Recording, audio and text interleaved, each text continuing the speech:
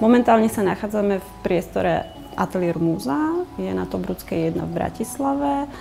Funguje ako predajný priestor a zároveň aj galerijný priestor, v ktorom aktuálne nájdete Patriciu Kojšovú a moje kolekcie. A tým, že som študovala aj konsistóriu, tak môjim cieľom alebo môjim snom bolo vždy otvoriť si galériu, ktorá by v podstate reprezentovala aj moju tvorbu a zároveň ukazovala aj lokálnu tvorbu ostatných iných umelcov.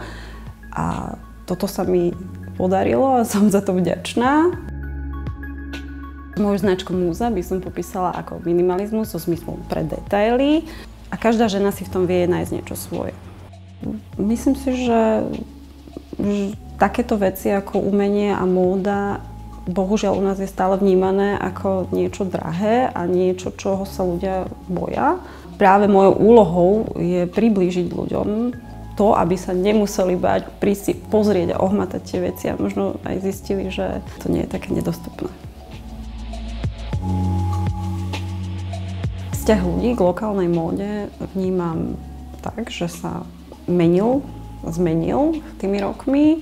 Ľudia vyhľadávajú lokálnych dizajnérov a je to, myslím si, že aj vďaka Slovak Fashion Council, ktorý zviditeľňuje a edukuje ako keby, myslím si, ľudí v tom, že má zmysel si premyslieť nákup a možno podporiť lokálnu tvorbu. A myslím si, že je dôležité viesť ľudí k uvedomelej voľbe pri nákupe módy, pretože to vedie k znižovaniu nadprodukcie.